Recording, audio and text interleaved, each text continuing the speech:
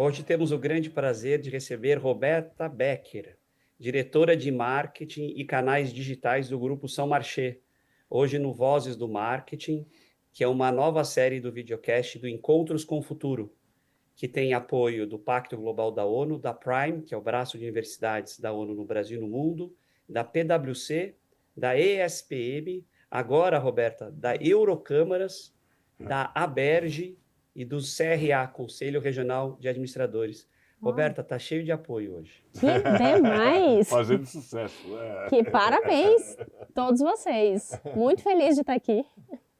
Principalmente por causa dos convidados. E a primeira pergunta, Roberta, é conhecer um pouco de você, qual é a posição que hoje você tem dentro da São Marché, como é que você chegou lá, o que você estudou, por onde você passou, e que pontos que você entendeu olhando para trás que foram decisivos para você estar hoje dentro do grupo.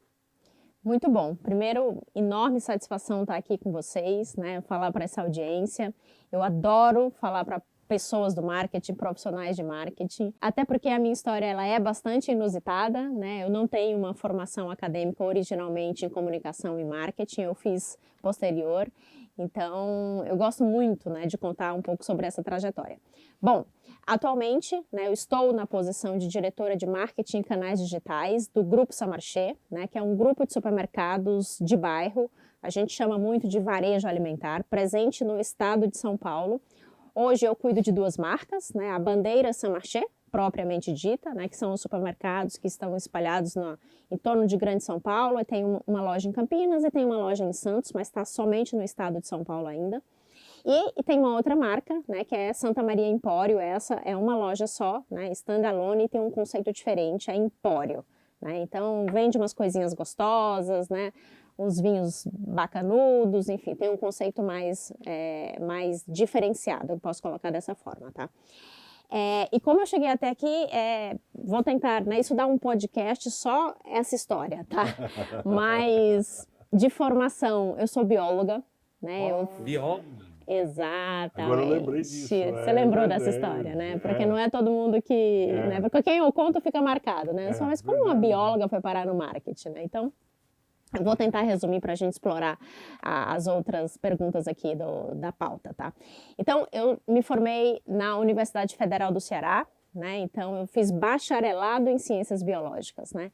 E tive a sorte de também fazer iniciação científica, tive bolsa de estudo do CNPq, entrei no mundo acadêmico num primeiro momento, né? Fazia pesquisa de fisiologia e bioquímica de plantas e estava super imerso no ambiente acadêmico. E adoro. Tá? Assim, é uma coisa que me toca e me motiva, por isso que eu gosto muito de estar em universidades. Vim para São Paulo, né, para fazer um mestrado em Fisiologia e Bioquímica de Plantas, né, aqui na USP, efetivamente na Exalc, que é a parte que cuida mais dessa parte de vegetais aqui em São Paulo. E fica em Piracicaba. Fica em Piracicaba, interior de São Paulo. Né? Para quem conhece, um beijo à turma de Piracicaba, Piracicaba, que fala, tenho saudade do sotaque de lá. E aí fiz o meu mestrado, concluí, defendi a dissertação, né, de mestrado para uma banca e tudo isso, e tomei uma decisão que eu não queria mais seguir vida acadêmica aqui no Brasil, né, e que eu queria trabalhar efetivamente, né, então me senti trabalhar e ver o resultado do meu trabalho na prática, né, porque a pesquisa acadêmica, ela demora um pouco, né, então você eu publiquei artigos científicos em periódicos Qualis A, né, acho que o mundo acadêmico vocês conhecem muito bem. Sim. Mas eu falei assim, não, eu quero uma coisa da minha natureza, né, eu sou muito ativa, sou um pouco imediatista para ver o resultado das coisas acontecendo, eu acho que eu quero trabalhar, né. E aí comecei, né, eu brinco que naquela época, onde tudo era mato, não tinha LinkedIn, né, LinkedIn, não tinha redes sociais, né, sabe o que? Tinha Google, já tinha Google e já tinha internet. Então, o que eu fiz? Eu falei, bom, vou começar a mandar meu currículo aqui, né, para todas as empresas que eu imagino que possa ter alguma correlação com a minha pesquisa, com o que eu fazia, né, e para ver no que dá. Eu tive a sorte também, né, por isso que eu falo que eu acho que sucesso, né, é uma mistura de competência com sorte, né, é uma das coisas que eu vou explorar um pouquinho mais na frente, né. Mas eu tive a sorte também de, na época, ter um concurso público para biólogo aqui em São Paulo, e eu fiz o concurso público, né, e passei, né, e pedi até postergação de posse. Então, fui de vida acadêmica para funcionária pública, junto à Secretaria de Saúde do Estado de São Paulo, né? Porque o Adolfo Lutz é um órgão que pertence ao governo. Resumindo, o cadastro dos currículos que eu tinha feito até então não tinha virado nada, né, para trabalhar no mundo corporativo, numa empresa, que eu entrei no site das empresas e coloquei meu currículo lá no Trabalhe Conosco, né, já tinha isso. Mas, enfim, não virou e eu, né, não queria fazer doutorado e eu precisava trabalhar, né, a grande verdade é isso, né, tinha necessidade, faz toda a motivação que você precisa. Então eu assumi o concurso público, porque eu falei, ó, vai que eu gosto, né, da vida pública e pode fazer sentido. Quando eu assumi, eu caí num departamento de análise de medicamentos, né? Então basicamente o meu trabalho chegava lá uma série de amostras da vigilância sanitária de medicamentos suspeitos que eram coletados ou nas fronteiras do Brasil com outros estados. Falsificação. Muita falsificação.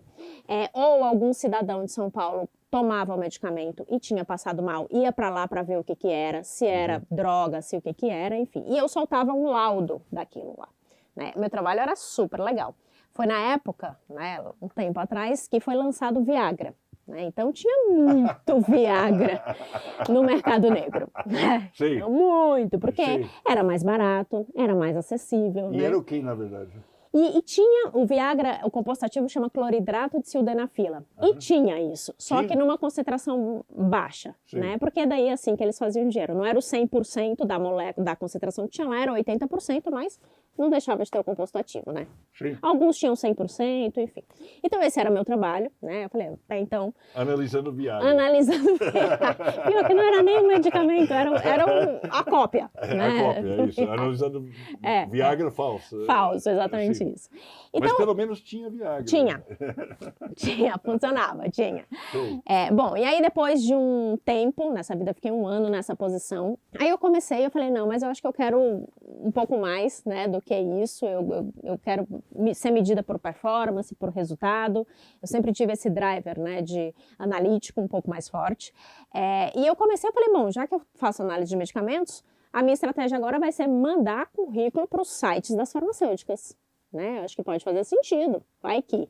Né? Então, mapeei todas as farmacêuticas no estado de São Paulo e mandei o meu currículo agora como analista de medicamentos. Né? Porque, como eu falei, não tinha LinkedIn, eu não tinha networking, né? Era outra coisa que hoje o mundo tem e ajuda muito, né? Quando você quer, né, fazer alguma movimentação, naquela época não tinha. Né? Então, cadastrei, para minha surpresa, ninguém me chamou, né? Exceto a Novartis, né, que é uma farmacêutica multinacional, que me chamou para fazer um processo seletivo, mas não para uma posição de analista de medicamentos, para uma posição de propagandista. Vocês sabem o que é propagandista? Aquele profissional que visita o consultório dos médicos com uma mala pesada, cheia de material promocional. Na minha época, tinham amostras grátis e faz divulgação daquele medicamento, né? Pasmem, né? Então, eu já fiz de tudo um pouco nessa vida. Então, era um processo... Você fez isso? Fui convidada a fazer um processo seletivo. Quando eu cheguei lá, né, no escritório, na Vicente Hall, aqui em São Paulo, eram, sei lá, 200 pessoas. E eu falei assim, meu Deus, nunca que eu vou passar. Porque, primeiro, eu nunca fiz isso na vida. Segundo, que eu sou de laboratório, né? O que eu tô fazendo aqui? Né? Mas aí... Acho que os processos já eram muito bem conduzidos por consultorias, né, de recrutamento e recursos humanos. Foi feita uma dinâmica de grupo, apresentação de case, e isso vai filtrando. É um funil, gente. Você vai passando, né? No primeiro dia, dos 200 foram 100 para o período da tarde, né? Dos 100 foram 50 para o dia seguinte, dos 50 sobraram 4, né? Numa entrevista mesa redonda, né? Mesmo, tipo, todos gerentes e diretores, e você no meio, numa cadeira que gira, e ó, sendo martelada de perguntas, né? Para medir, fica aqui a dica para os jovens, a consistência daquilo que você está falando. Porque durante esse processo seletivo, eu lembro como se fosse hoje, gente. Um diretor me perguntava uma coisa, 5 minutos depois, outro diretor perguntava a mesma coisa, com outras palavras, para ver a consistência da minha resposta. Bom, você respondia igual. E eu respondi igual.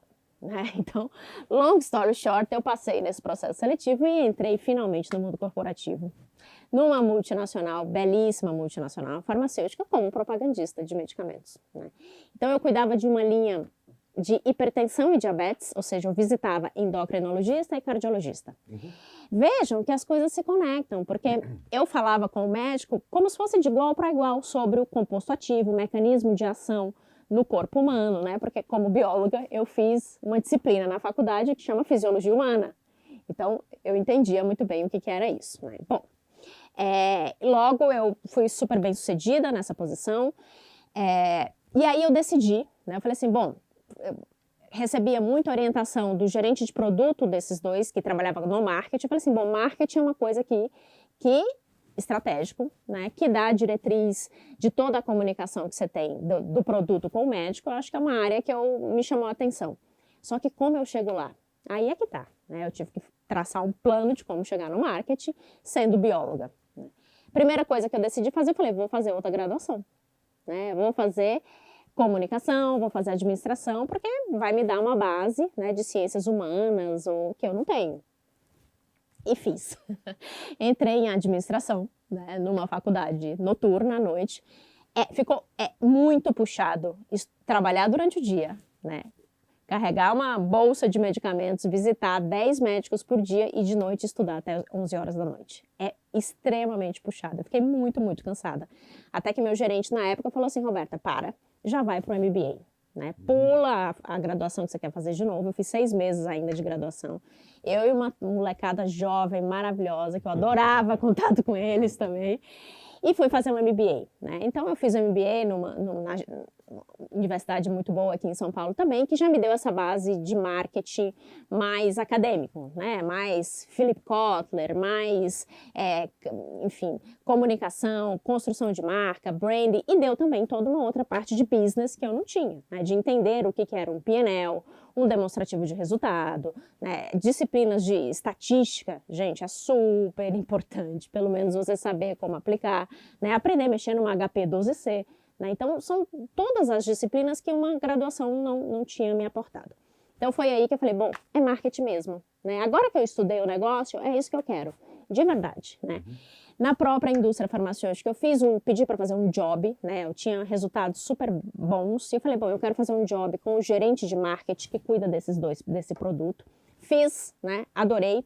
E aqui é onde entra uma diferença muito forte, né? Tem o marketing de marca e tem o marketing de produto, né? Então, naquele caso, eu comecei a trabalhar com marketing de produto.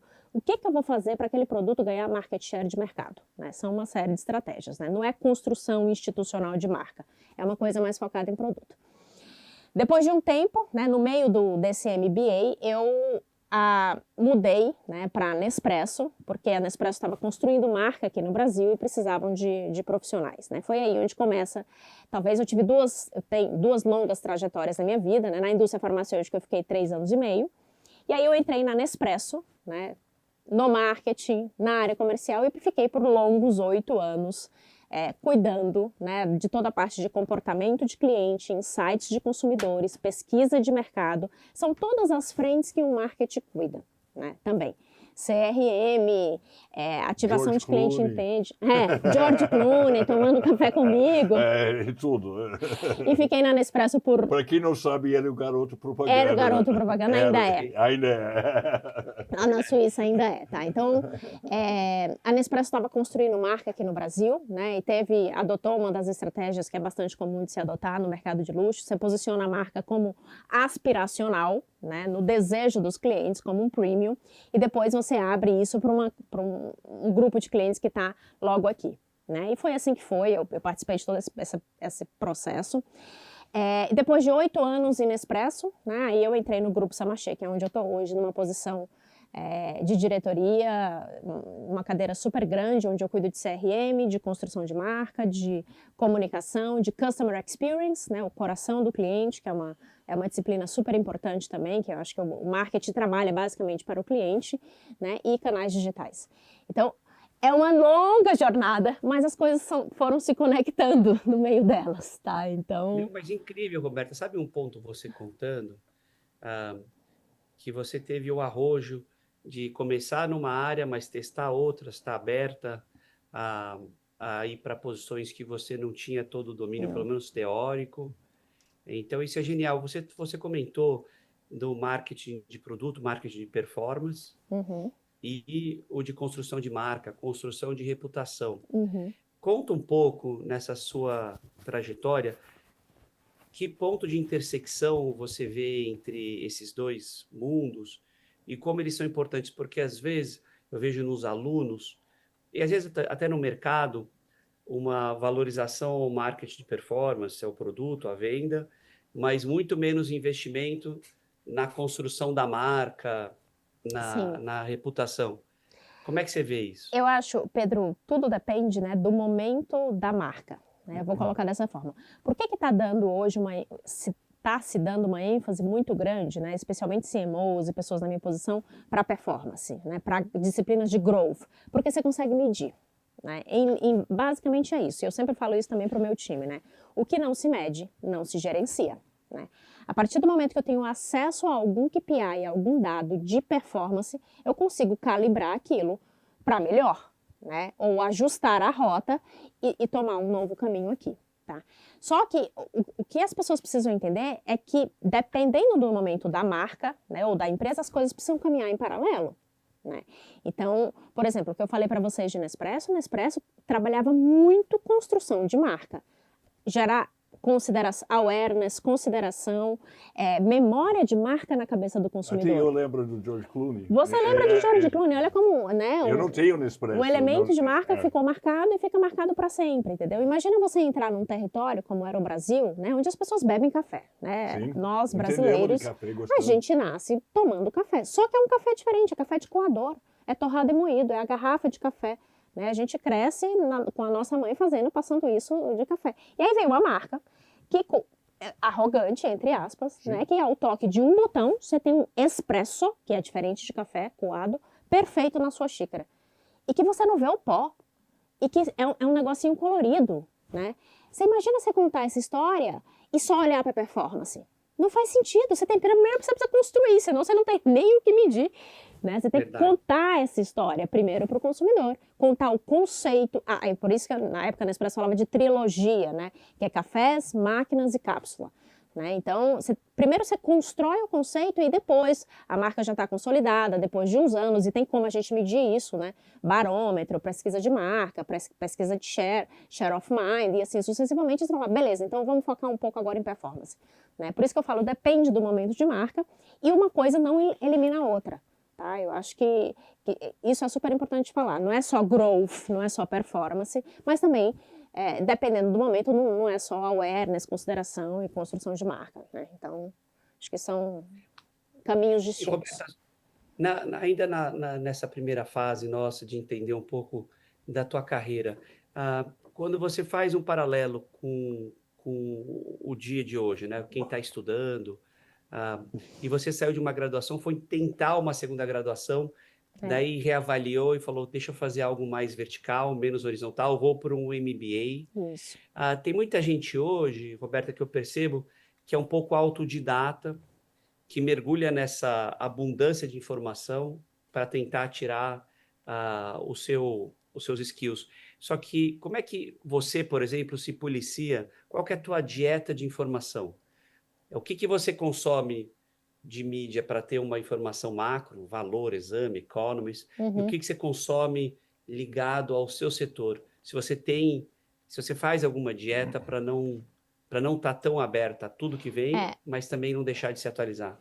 Muito boa pergunta, né? Naquela época, por que eu fiz, né, esse ajuste de rota? Né? Primeiro que, gente, ajuste de rota a gente tem que fazer a todo momento, seja na vida pessoal, na vida profissional. Né? E o quanto antes você perceber que você precisa fazer um ajuste, melhor é. Né? Naquela época, de novo, eu tive a sorte de ter um gerente que falou assim, você está se matando fazendo uma segunda graduação. Para! Né? Faz um ajuste de rota e vai direto para o MBA. Por quê? Porque essa vivência que você sente falta, você vai ter na prática. Né? Você vai ter que fazer, você vai ter que estudar, você vai ter que ser autodidata naquilo que você não sabe se virar.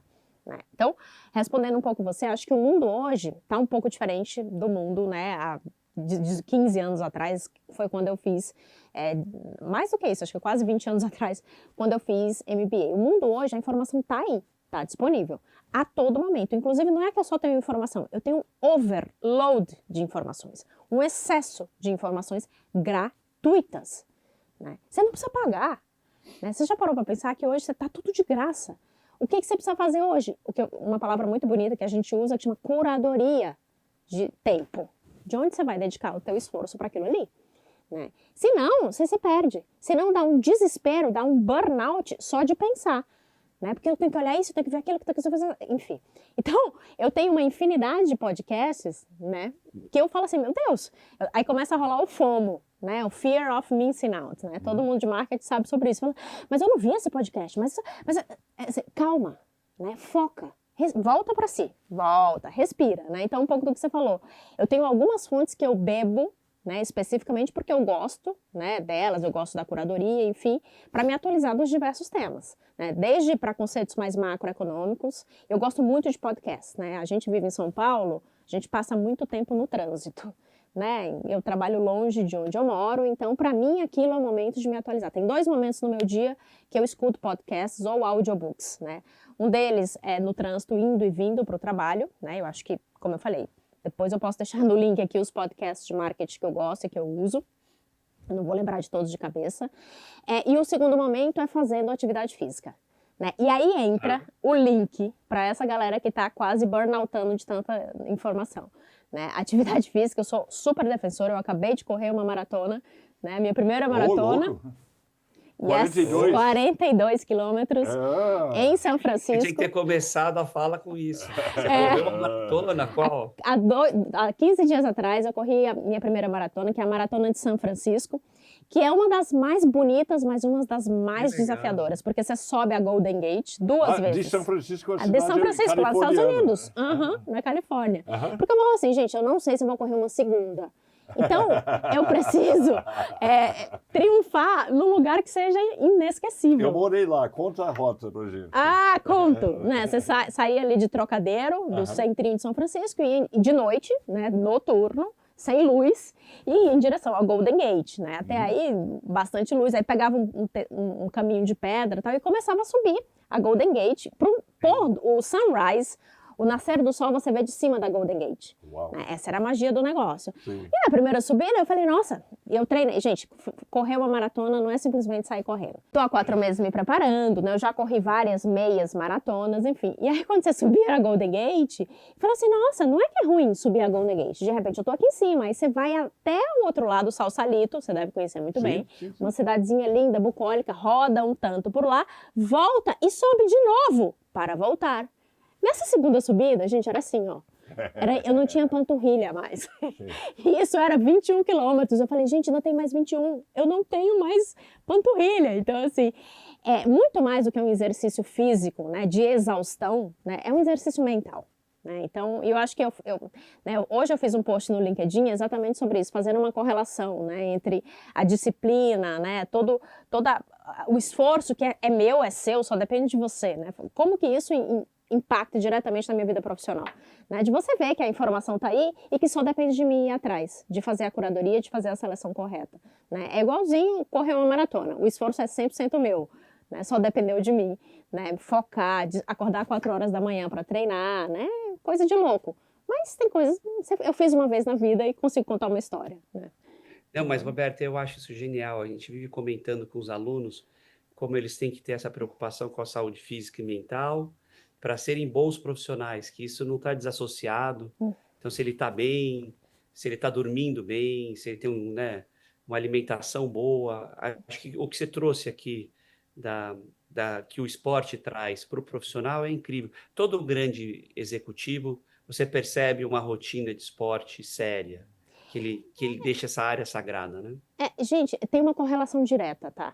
Assim, eu acho que o equilíbrio mental, espiritual, assim, é diretamente correlacionado à prática de atividade física. Não precisa correr uma maratona, é isso que eu falo, tá? Acho que maratona é o estresse supremo, né? É o desafio máximo. Mas só fazer uma prática regular de atividade física e colocar isso como hábito na sua vida já muda tudo. Né? Já te deixa uma pessoa mentalmente mais equilibrada, né? Você pensa que é aquela hora do dia, pelo menos eu penso dessa forma, tá? E eu faço logo de manhã quando eu acordo, que eu estou investindo em mim, né? Na Roberta humana, né? Não é a Roberta profissional, não é a Roberta mãe, esposa, amiga, é em mim. né? É 1 hora do meu dia que eu começo me dedicando a mim. Isso para mim, você fala assim, pronto, assim, e você precisa. Né? Outra coisa que eu falo para todo mundo é musculação. Né? Eu sou ávida defensora de musculação. Eu também. A gente que está envelhecendo, e eu me coloco, né, nessa, não dá. Obrigado por colocar ao meu lado. Não, porque eu tô também, né? Assim, não dá para não fazer musculação, né? Pro próprio bem-estar, para conseguir subir uma escadaria, né, numa viagem. Sim. E ficar bem, né? Então, melhora acho muito, que muda a vida, né? Ô, Roberta, deixa eu te fazer uma pergunta aqui sobre, mudando um pouco de foco, claro. Assim, sobre o momento atual do mundo, que está muito louco, né? Imagino que essa questão de tarifas tem a ver com do Trump e tal, tem algum impacto no seu negócio, não imagino qual seja, mas estamos aqui e quais são as dificuldades que você vê para o seu setor, para São Marché, enfim, em termos de comunicação. É isso. Obviamente, né, acho que são dois, eu vou separar em 2 partes aqui. Né? Primeiro, a questão da insegurança, né, que a gente vive aqui, fiscal, aqui no Brasil e toda a questão de Trump impacta diretamente o meu setor, porque por 2 motivos. Né? Primeiro, porque a gente vende produtos importados, né? Então acho que faz parte da experiência do São Marché você Sim. achar produtos importados e diferenciados, isso impacta muito. Para a gente também, porque a gente tenta não repassar isso para o consumidor, né? Para não ficar um preço exorbitante no final para o cliente, então a gente, né, tem que se adaptar internamente para isso, chega uma hora que você precisa repassar e não tem o que fazer. E o segundo momento, porque impacta o poder de compra dos clientes também, né? As pessoas, elas ficam mais seguras com o que elas vão gastar, né? Eu acho que não impacta não só o varejo alimentar, mas o varejo como um todo. Né? Então, como você não sabe, né, mas o que vai ser amanhã? Vai ter a reforma tributária? Vai impactar, não vai impactar? O que eu faço? Na dúvida, eu seguro. Né? E aí, aquilo que você gastava muito no ano passado, numa data sazonal, você gasta 20% menos. Né? As pessoas ficam um pouco mais seguras. O que a gente está vendo esse ano é um pouco isso. Né? Então, aquela gastança, aquela coisa, porque a gente viveu, né, retomando um pouco o timeline do varejo, né, como um todo, a gente veio de anos, pelo menos o varejo alimentar, né, por conta de um evento adverso que foi a pandemia, né, então 19, 20, 21, a gente ficou, o único negócio que ficou aberto foi supermercado e farmácia, né, então bombou. Né? As pessoas não iam em restaurante, iam no supermercado, bombou. A gente veio de anos muito áureos e a gente passou por uma retomada aqui, como surfando como um todo, foi tudo aberto, todo mundo voltou, as pessoas felizes, vai voltar lá. E agora a gente está nesse momento de falar, calma, né? Espera um pouquinho. E eu estou falando do consumo, tá? Como um todo, espera um pouco, deixa eu ver, deixa eu entender como é que vai ser, deixa eu esperar as eleições, deixa eu esperar como é que vai ficar essa história do Trump. Então, é natural que as pessoas segurem um pouco o consumo. Tá? Na classe que a gente atua, que é uma classe AB de São Paulo, menos, o impacto é um pouco menor. Né? Acho que varejos que trabalham com classes mais B, né, B ou C, acho que estão sofrendo um pouquinho mais. Tá? Então, acho que esse é o primeiro ponto. E o segundo caminho da resposta é, o mundo que a gente vive, todo mundo já ouviu aqui essa expressão que chama VUCA. É volátil, incerto, muda a toda hora, né, e você precisa se adaptar. E eu acho que a gente, enquanto profissionais de marketing, a gente tem que nascer com uma característica. Você fala assim, qual o soft skill que você mais busca no profissional do seu time? Eu posso dizer que é resiliência. Tá? Resiliência é a capacidade de você se adaptar a ambientes ou situações adversas. Né? Você cai, você volta, você mostra que você tem resiliência naquilo. Porque o mundo hoje exige isso. Né? Você precisa se adaptar. Né? Assim, eu falo sempre isso para as minhas filhas, né? Quando elas reclamam lá, eu falo, dá teu jeito, né? Dá teu jeito. Você consegue mudar isso daí? Você consegue mudar que você vai ter prova de 2 provas no mesmo dia? Essa é a regra da tua escola. Você precisa se adaptar a essa regra. Você precisa ter resiliência de que o que você não consegue mudar, vira a página. Só segue aquele jogo. Né? Então, eu acho que um profissional de marketing hoje é super importante ter esse tipo de resiliência, dado o contexto e o cenário que ele está envolvido hoje. Né? Seja no cenário macroeconômico, né, do que a gente vive aqui no Brasil e no mundo, né? Seja na própria atividade do dia a dia dele. Tá? O marketing é uma das áreas mais dinâmicas que existe dentro de uma empresa. né? Se vocês repararem, é a área que mais precisa se atualizar, é a área que todo dia, né? Eu brinco lá com o meu time que a gente tem um leão por dia para a gente dominar lá e para a gente matar. E quando eu olho para a área do lado, né, que são áreas mais processuais, né? Logística, supply chain, é processo, a vida dele segue. Né? O marketing é tranquilo. O marketing não, né? Então você precisa gostar, né, dessa animação de tudo isso, e você precisa ter essa resiliência de se adaptar, né, ao dia a dia como um todo. Né? Então acho que é. Roberta, você passou por pontos incríveis, tanto da questão macroeconômica, quanto da percepção ou o receio do consumidor, e também a questão da resiliência. E a questão de identificar, atrair e fidelizar talentos, como é que tem sido para vocês? É também um desafio? É um desafio, né? Acho que é sempre um desafio, porque é outra coisa que eu falo muito para as pessoas do meu time também, né? Eu vou dar um exemplo que vocês vão conseguir entender muito bem, né? Um profissional da área, o que faz a área comercial de um supermercado? Compra produto da indústria, né? E coloca na gôndola, né? Então, um comercial de supermercado, em geral, ele é muito bom para ser comercial de outro supermercado, porque ele tem essa expertise de conhecer o produto, conhecer as margens do produto, de fazer uma boa negociação com a indústria e colocar aquele produto na gôndola, né? O marketing, ele se pluga em todo lugar. Eu posso dar o meu exemplo. E o marketing, eu costumo dizer que, né, o meu objetivo é gerar demanda e gerar desejo no consumidor e gerar venda, né? Então, eu já vendi medicamento para hipertensão e diabetes, eu já vendi café sofisticado, hoje eu vendo pão de queijo. Né? E assim vai, porque eu sou marketing em qualquer lugar, né? Porque o que muda, obviamente, são as estratégias. Você faz um marketing de construção de marca, você faz um marketing, como a gente já falou, né? Voltado muito mais para performance, né? Mais conversão, topo, meio de funil, fundo, meio e fundo de funil, e depende, tudo depende, né? Mas e por isso que tá a dificuldade que eu tenho no meu time, né? Porque as pessoas são assediadas. Né? E não é que ela só vai do varejo alimentar para outro, não, ela pode ir para qualquer outro lugar. Né? Então, como marketing, você consegue abrir um pouco esse leque. Né? E aí é mais difícil, né? Você tem que oferecer outros benefícios. Uma das coisas que eu prezo muito no meu time, né? Até porque eu tenho isso, né? Eu recebo isso lá. A gente tem uma cultura organizacional positiva lá, né? No sentido de que eu não quero ter pessoas com burnout, né? Eu prezo muito por o que todo mundo conhece, work-life balance, né? Então, às vezes a Roberta precisa trabalhar até 9 da noite, porque tem que montar a apresentação para o conselho, até meia-noite, tá tudo certo, é uma vez. Isso não é a minha rotina, né? Então, porque eu trabalho num horário saudável, eu vou para casa, eu preciso ficar com as minhas filhas, ter esse momento de descompressão, né? De manhã eu faço a minha atividade física, né? E ainda assim eu consigo ser absolutamente produtiva no meu trabalho. Entende? Aí que tá a diferença. Né? Eu falo muito isso pro meu time. Né? Comigo não tem FaceTime de estar ali só porque o chefe está ali. Não. Vocês são medidos por produtividade, por entregas, por performance.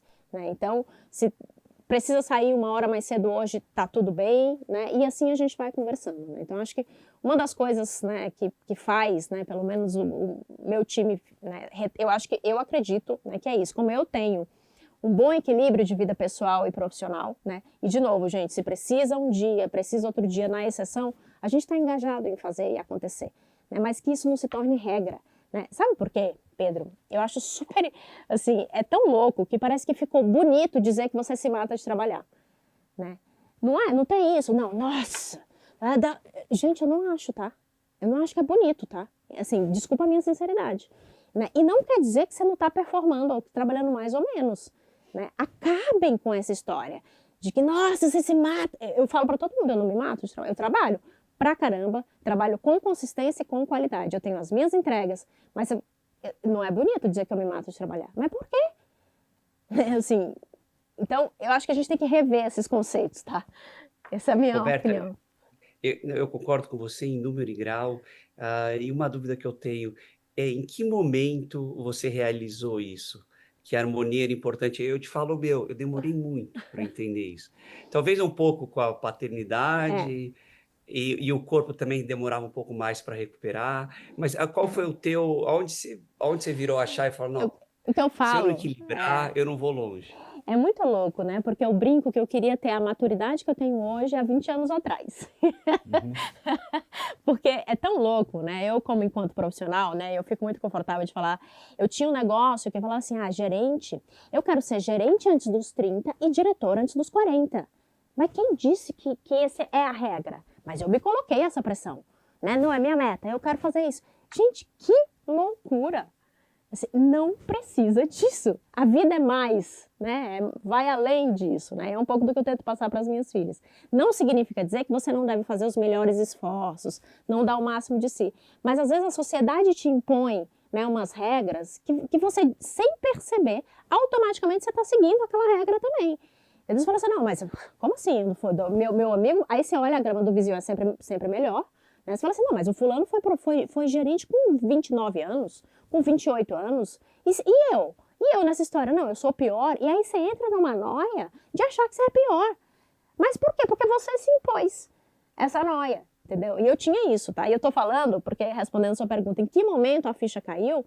No momento, com certeza, a maternidade me trouxe isso, né? Porque a maternidade, posso falar sobre isso também, ela traz mais amor para a sua vida, né? Ela traz um sentido, ela traz um propósito, né? Especialmente, eu posso falar assim, com razão, porque eu tive parto normal, né? Então eu literalmente gerei no mundo, eu pari, né? Aquilo lá, e você fala assim, cara, primeiro, fui eu que quis fazer isso, a decisão foi minha, né?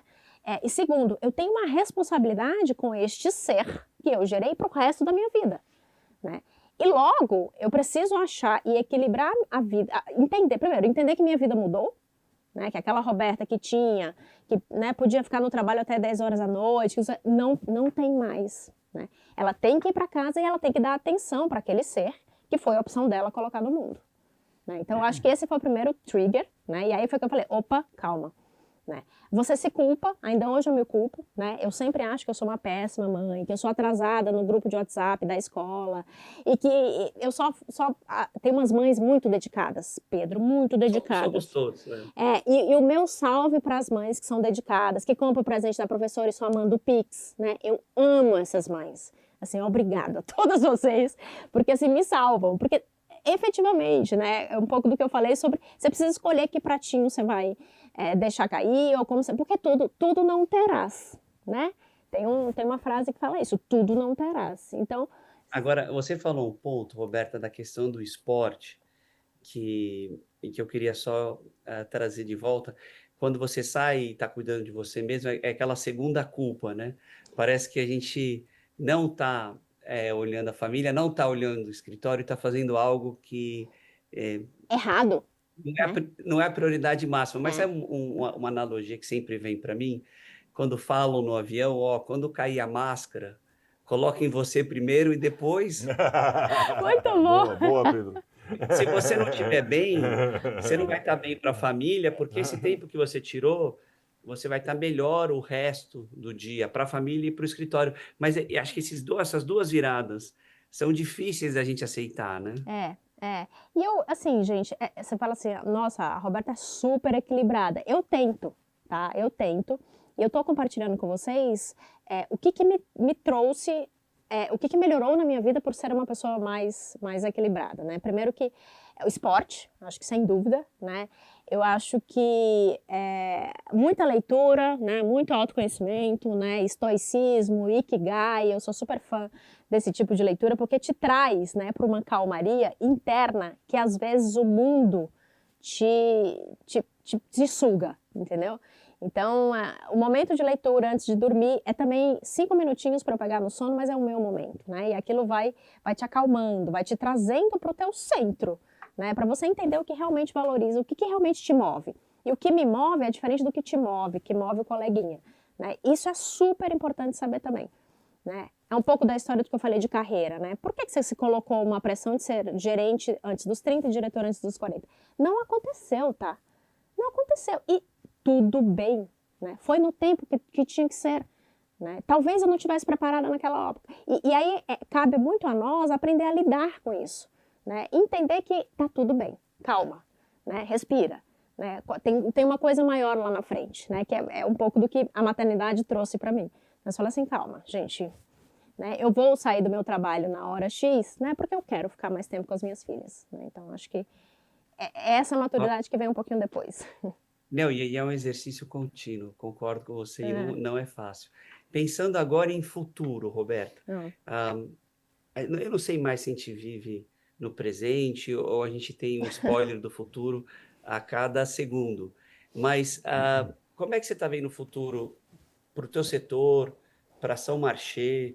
Tá. A gente já está lá, a gente está esperando que a inteligência artificial resolva tudo. Como é que você está enxergando? Eu acho assim, tá? Eu acho que alguns caminhos aqui, tá? Primeiro que inteligência artificial é a hype do momento, né? Não dá pra gente fingir que não existe e não dá pra gente dar as costas e falar, não quero usar isso.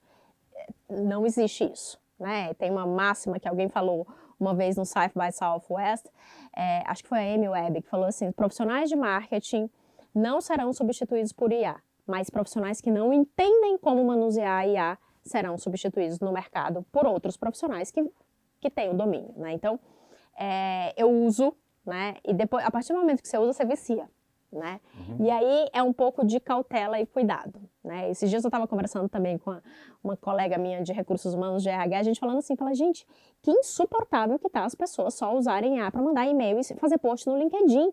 Será que elas não estão percebendo que é artificial? Que eu leio um post, eu vejo que foi feito por IA, sem a pessoa dizer. Tá feio, né? E aí é onde entra, né? Onde está esse futuro, né? Pelo menos dentro do marketing, tá? Gente, a IA, ela é muito ela otimiza processos operacionais, é para isso que pelo menos eu uso no meu dia a dia, eu posso explorar aqui com mais detalhes onde a gente usa, mas a IA não tem o sentir, né? Ela nunca vai ter o sentir. Então a gente sempre vai precisar, né, de humanos que vão dar esse toque de sentir, né, de humanizar, de que isso, como eu acabei de falar, fazer uma crítica aqui, esse post do LinkedIn está artificial, entende? Então é essa sutileza que a gente precisa ter, né? E não existe profissional de marketing que não goste de gente. Marketing é uma área de gente, tem que gostar de gente para trabalhar no marketing, né? Mais do que gostar de marca, mais do que... Porque assim, é feito de pessoas. Então, eu acho que no mundo hoje, né, que a gente vive, esse mundo complexo, né, cheio de mudanças e cheio de... E aí você fica sempre com medo, nossa, mas eu não uso AI para nada. Então, assim, primeiro, comece a usar, né? Segundo, tem um monte de opções livres, disponíveis para você começar a pilotar alguma coisinha ou outra. Entenda a real aplicação daquele negócio e não usar só por usar, né? Eu acho que esse é um outro ponto. Se eu não estiver usando, eu estou fora da hype. Não, primeiro vai entender. Eu comecei, né, hoje a gente usa na empresa, mas eu comecei usando como assistente pessoal mesmo, né?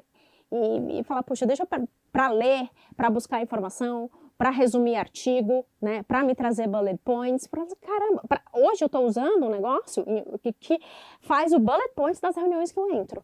Ele entra na reunião no Teams comigo, é o Read AI e tem vários outros, né? E no final ele dá um resumo.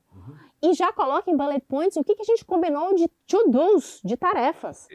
Eu também uso. Não é assim, você fala assim, gente, isso é genial. E aí, genial. O mais absurdo que eu achei foi, aconteceu 2 semanas atrás, de ter 2 reuniões onde eu não consigo, né, eu ainda não sou onipresente, né, então eu não consigo estar em 2 lugares ao mesmo tempo. O assistente consegue. Eu não fui na outra reunião, ele me deu o resumo. Assim, eu tô me dividindo aqui, né? De repente você começa a pensar nisso, né? Mas aí é onde, né? Eu acho que a gente tem que usar e tem que usar com cautela, né? Então você fala, pô, deixa eu ver o que ele trouxe para mim e o que eu como humana vou usar a partir daquilo que ele... O controle tem que ser sempre qual é nosso, né? Eu acho que em linhas gerais é um pouco isso, né? E se quiser eu posso falar das áreas que a gente usa AI na companhia para otimizar processos, sempre para otimizar processos. Conta pra gente, acho que a ideia isso que você trouxe é interessante, né? Como a nossa é a primeira geração a estar usando, e sabia que o CEO da OpenAI, ele falou que por idade, como eles têm os dados, eles veem que a gente usa de forma muito diferente de 5 em 5 anos de mudança de idade. Então, por exemplo, é verdade, assim, as pessoas acima dos 40 anos usam como um Google aprimorado e estão aprendendo a usar como assistente. De 30 a 40, então ele vai classificando o que eles demandam do chat. Então é muito curioso. Agora, dentro da empresa, o que você acha que é o próximo passo? Incluir AI na inteligência do negócio? Onde você acha que é o futuro? Também, né? Por isso que eu falo que eu acho que AI, tecnologia como um todo, tá? A gente está falando muito de AI. AI tem, né, nada mais é do que um algoritmo, né? Que ele pode ser preditivo ou generativo, né? Então, acho que a gente já usava, né, algoritmos preditivos há algum tempo, tá? Inclusive, se você baixar o aplicativo do Samarché, você começa a comprar, ele vai te sugerir, né, produtos com um certo desconto que tem a ver com o teu perfil de compra. Né? Então, se o Pedro compra adega, padaria, ele vai sugerir produtos relacionados com aquilo. Isso é uma predição, né? Isso a gente já usava há um tempão. Né? E aí ele te sugere coisas que têm mais chance de você comprar, maior possibilidade de conversão. Tá? Então, é uma das formas que a gente faz. Lookalike, né? Pessoas no perfil do Pedro consomem isso.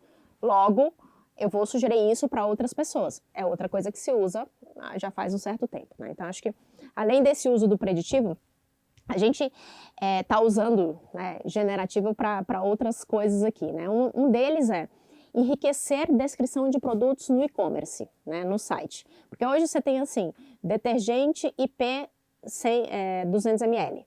Só que a gente sabe muito bem, né, marqueteiros entendem muito bem o que é um trabalho de SEO, né, que pega muito, além de pegar só, não pega só, te pega a descrição daquilo. Esse detergente pode ser usado, ele tem o sabor maçã, neutro, não sei o que, lá. Então, esse texto não dá, assim, a gente tem 10 mil SKUs, né, é humanamente impossível um ser humano escrever uma descrição, né, para um produto de 10 mil SKUs. Né? Então, o que a gente faz hoje? Chupinha e coleta das bases de dados que já existem publicamente por aí. Né? Então, a gente tem outros marketplaces, outros e-commerce que já tem isso, e você enriquece essa base de dados usando, né, um algoritmo que assim, gente, é o toque de um botão. É uma coisa louca. Né? E aí você sobe isso no e-commerce assim, e vai calibrando. De novo, sempre tem uma pessoa que corrige aquilo ali. Né? Tem que ter uma visão humana. Mas o trabalho mais oneroso foi feito por AI. Né? Então, acho que isso aí é onde gera valor, você percebe? É aí onde gera escala, né? Então, eu acho que é aí que a gente deve concentrar o uso melhor. Tá? Concordo, genial. Vai lá, Matt. Ok, Roberta, eu acho que para começar a encerrar, pelo menos, o que você diria para os jovens? Conselhos. Conselhos, né? Hoje. Primeiro, respirem, né? Tá. Acho que calma, né? Um pouco de... eu vejo uma juventude muito ansiosa, tá? Muito imediatista, que é tudo do dia para o dia, né? E dado ao uso excessivo de telas, né? E os vídeos no TikTok são todos de 3 segundos, 4 segundos, e você vai scrollando e passando, você acha que o mundo tem que ser assim, né? Você tem que passar a mensagem que você quer em 3, 4 segundos, porque é chato, porque é próximo. E aí, aquilo dá um pânico no teu cérebro que te dá uma ansiedade. Né? A notícia melhor que eu vi esses dias foi que eu estou falando especificamente aqui de Gen Z, tá? Que é a geração, né, nativa digital e tudo isso. Mas a geração alfa, que é a geração da minha filha, já está com outro viés de que é mais nova. Mais nova. Minha filha tem 12 anos, né? E ela, essa semana, a gente saiu de férias, foi para São Francisco, ela não levou o celular. Ela tem 12 anos. Eu disse, mas o celular? Ela falou, mamãe, eu vou fazer um detox digital. Ficou uma semana sem se comunicar com as amigas. 12 anos está fazendo com 12 detox. anos. Estou fazendo um detox digital. Ainda bem. Com 12 anos. Então, é uma geração que está diferente do Gen Z já. Né? Ela é muito ligada à sustentabilidade, né? Outra coisa que vai... Ela lê rótulo dos produtos para saber se é cruelty free, se é... É o que? Free? Sem cruelty free, se o produto não é testado em animais, sim, ela lê tudo, porque ela está engajada com essa causa. Né? Então, eu acho que, né, voltando para os jovens hoje, respirem, né, primeiro de tudo. Né? Entendam, né, que o mundo está numa velocidade absurda que não necessariamente você precisa entrar nessa noia e nessa velocidade absurda. Né? Segundo conselho, na medida do possível, eu sei que é difícil, mas tenha um foco naquilo que vocês querem. Vai economizar um tempo danado na vida de vocês. Né? É difícil a gente saber o que quer logo de cara, onde que a gente vai trabalhar, mas pelo menos, no mínimo, todo mundo aqui sabe que área você gosta mais ou menos. né? Por exemplo, eu não sou a pessoa que adora fazer análises, ficar atrás de um Excel, mexer em planilhas, fazer macros, PROC V, não sou essa pessoa, eu faço porque eu tenho que fazer. Então, logo, eu não ia trabalhar com isso. Eu sou uma pessoa de comunicação, né? Então, esse autoconhecimento encurta caminhos, né? Ajuda. E quem pode fazer isso? Às vezes as pessoas ficam tentando colocar essa responsabilidade no pai, na empresa, no professor, né? Do professor dar o caminho aqui, de dizer, mas é você que tem que escolher os seus caminhos. Não é porque ninguém nesse mundo te conhece melhor do que você mesmo. Então, eu tento falar muito isso para as minhas filhas, tá? Porque é a grande Roberto, verdade. me dá uma ajuda aqui com os meus alunos. Na última aula, Métel, a gente falou sobre oceanos, com o diretor da cátedra da Unesco de Oceanos. Eu levei ele para conversar e a gente exibiu, depois de um painel, Roberta, isso que você comentou dos seus conselhos, a gente exibiu um documentário, Ocean, do David Attenborough, que é lindo, maravilhoso, mas tem 1h30. Eu tinha percepção que meus alunos iam, assim, dissolver na sala. Porque eu percebi, o que eu assisto e reassisto, às vezes eu vejo um videocast de 2 horas, eu sempre compartilho com o Métel, com o time do escritório, eu assisto às vezes 2 vezes, 3 vezes, para assimilar cada detalhe. Eu leio Economist toda semana com uma preocupação de não deixar escapar, mas 1h30 de documentário eu quase matei a turma. Como é que a gente passa informação com algum nível de profundidade de uma maneira que eles se prendam, que eles, no mínimo, conectem? Pedro, que você aconselha? eu vou te dizer que é quase impossível, tá? Por quê? Porque essa galera já nasceu hiperestimulada, né? Eles já nasceram assim, 1h30 de documento. Não, mas pra quê? Não, mas o que isso vai me agregar? Não, de jeito nenhum, né? Então, por quê? Porque eles querem ver X tempo e querem ver o próximo, né? Não é que eles não têm curiosidade intelectual, não é isso, né? Eles têm, mas eles não têm, eles querem ver o próximo, porque eles são super estimulados, eles são hiperestimulados, entende? Então, é por isso que o primeiro conselho que eu dei, eu falei, respira, né? Respira, calma. Né? E o mais louco, né, é que a informação está aí, está disponível. Né? Se você pegar, todo mundo sabe aqui, os vídeos que mais engajam são vídeos mais curtos. Né? Por quê? Porque ninguém tem tempo, paciência de ficar olhando aquilo longas horas. Né? E o mundo está assim, então assim, não dá para retroceder, sabe? Então é muito difícil você falar assim para uma criança que já nasceu hiperestimulada, já nasceu com o celular na mão. Né? Eu relutei para dar o celular para as minhas filhas, né? E estou super feliz que ela já está nessa história de fazer um detox, deixar me conectar com a minha família e tudo isso, com 12 anos. E não morreu, né? E voltou super tranquila depois disso. Ela falou, achei que foi bom. Né? No final ela me falou. Mas não dá para eu dizer assim, não, agora você vai ficar 1h30 assistindo um vídeo, vai morrer, entendeu? Porque a gente veio de outra geração, né? A gente veio da televisão, entendeu? A gente não escolhia o conteúdo que a gente queria assistir. Você parou para pensar nisso? Que hoje você escolhe, tá aqui no teu celular, esse eu quero, esse não quero. Você fica scrollando o Netflix e você que escolhe. No passado não tinha isso. Né? A gente balançava a cabeça e falava, nossa, muito legal esse filme da Sessão da Tarde. E era obrigado a assistir aquilo, porque era o que tinha. Né? Então... Roberta, o aluno chegou para mim, não sei se eu te contei essa, Métel. Não. Eu tinha pedido para eles lerem o livro do Harari, que é o último livro do Harari, e eu levei para a sala de aula e deixei lá na mesa, comentei um ponto ou outro. Daí teve um intervalo, o aluno chegou para mim, pôs o livro assim e falou, Pro, não dá para ler isso. Daí eu falei, por quê? Ele falou, Pro, para em pé. Eu falei, como é? Ele falou assim, dá uma olhada. Daí ele pôs o livro assim e para em pé na mesa mesmo. Ele falou, isso não dá, professor, tem que dar uma outra coisa. Mas assim, é curioso que a gente tem que imputar, trazer informação de alguma forma. E foi o que você falou, como eles são hiperestimulados, eles vão acabar contando muito com a inteligência artificial para processar um dado que não é deles. Eles vão só dar o objetivo, né? O goal, e deixar a inteligência artificial criar os sub-goals.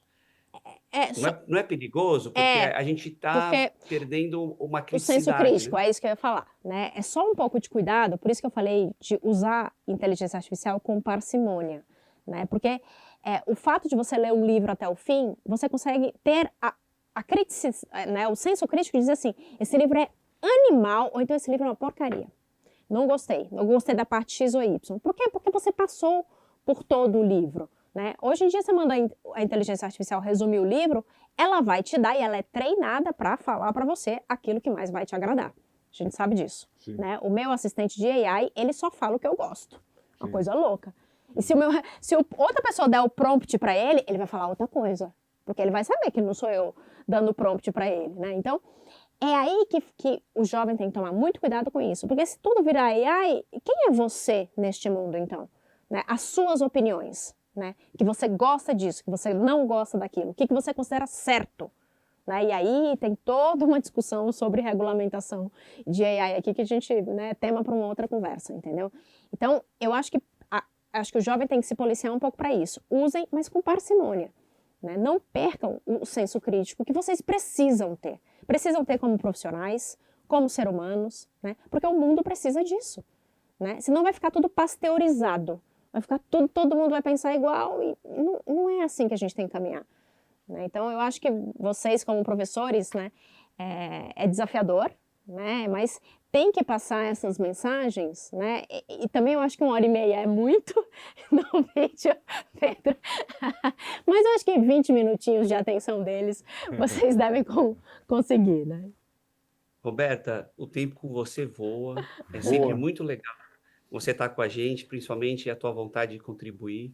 Super obrigado por você ter vindo no comecinho. Hoje foi o primeiro dia do Voz do Marketing, te receber no dia. Que honra. Você é segundo entrevistado. Nossa, que honra. Fico muito feliz de poder contribuir. Obrigado, viu, Roberto? Uma satisfação falar com esses jovens. E em 2, 3 dias o vídeo está disponível, a gente te manda. Combinado, obrigado então, mesmo. gente. Obrigada, pessoal. Tchau, tchau.